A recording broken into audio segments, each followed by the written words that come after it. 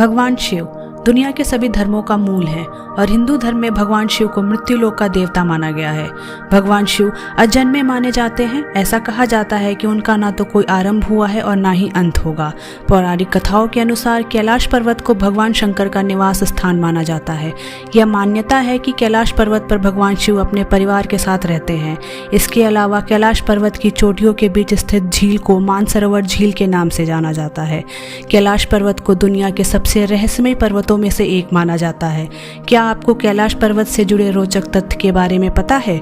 आइए जानते हैं आखिर क्यों नहीं कोई कर पाया कैलाश पर्वत की चढ़ाई। कैलाश पर्वत की ऊंचाई 6,600 मीटर से अधिक है, जो दुनिया के सबसे ऊंचे पर्वत माउंट एवरेस्ट से लगभग 2200 मीटर कम है।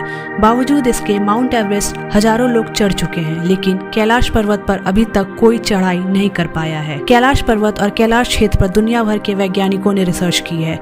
इस पर रिसर्च करने वाले ह्यूरतलीज ने कैलाश पर्वत पर चढ़ने को असंभव बताया है। रूस के एक माउंटेनियर सर्गे सिस्टियाकोव ने बताया कि जब वह पर्वत के बिल्कुल पास पहुंच गए तो उनका दिल जोर से धड़कने लगा। वो पर्वत के बिल्कुल सामने थे, जिस पर आज तक कोई नहीं चढ़ सका।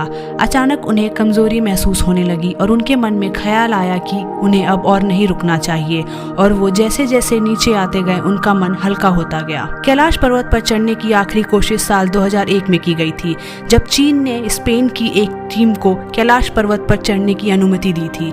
लेकिन दुनिया भर के लोगों का मानना है कि कैलाश पर्वत एक पवित्र स्थान है।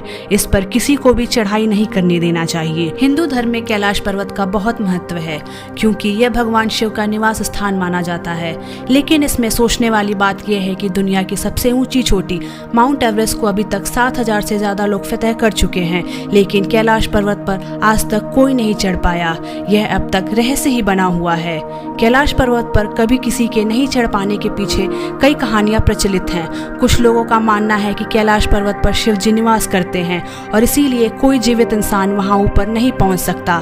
मरने के बाद या वो जिसने कोई कभी पाप न किया हो, केवल वही कैलाश फतह कर सकता है। ऐसा भी माना जाता है कि कैलाश पर्वत पर थोड़ा सा ऊपर चढ़ते ही व्यक्ति दिशाहीन हो जाता है। चूंकि बिना दिशा के चढ़ाई करना मतलब मौत को दावत देना है, इसीलिए कोई भी इंसान आज तक कैलाश पर्वत पर नहीं चढ़ पाया। मीडिया रिपोर्ट्स के मुताबिक एक माउंटेनियर ने अपनी किताब में लिखा था कि उसने कैलाश पर्वत पर चढ़ने की कोशिश की थी, लेकिन इस पर्वत पर रहना असंभव था, क्योंकि वहां शरीर के बाल और नाखून तेजी से बढ़ने लगते हैं। इसके अलावा कैलाश पर्वत बहुत ही ज्यादा रेडियो एक्टिव भी है। हालांकि कहते हैं साल 1928 में एक बौद्ध भिक्षु मिलारेपा ही कैलाश पर्वत की तलहटी में जाने और उस पर चढ़ने में सफल रहे थे। वह इस पवित्र और रहस्यमय पर्वत पर जाकर जिंदा वापस लौटने वाले दुनिया के पहले इंसान थे। भगवान शिव जितने रहस्यमय हैं, उनकी वेशभूषा और उनसे जुड़े तथ्य उतने ही विचित्र हैं। भगवान शिव का नाम लेते हुए लोग खूब मजे से भांग का गिलास पीते हैं। भांग को शिव जी का प्रसाद माना जाता है, लेकिन डॉक्टरों की माने तो भांग का सेवन करना हमारे लिए बिल्कुल भी सही नहीं है। इससे हमें विभिन्न प्रकार की परेशानियों का सामना करना पड़ सकता है, लेकिन भांग के सेवन के कई फायदे भी होते हैं।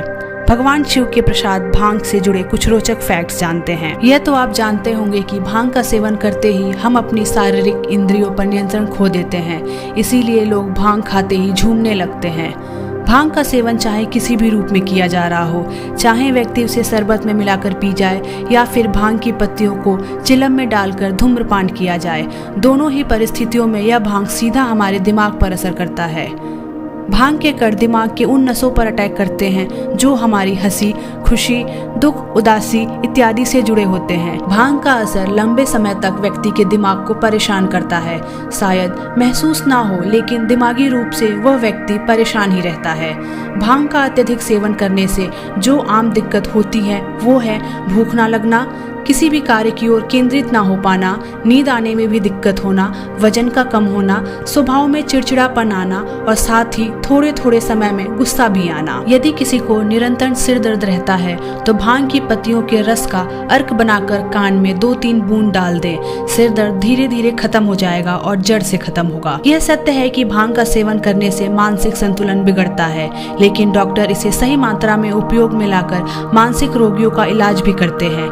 मानसिक रोगों में चिकित्सक इसे 125 मिलीग्राम की मात्रा में आधी मात्रा हींग मिलाकर प्रयोग कराते हैं।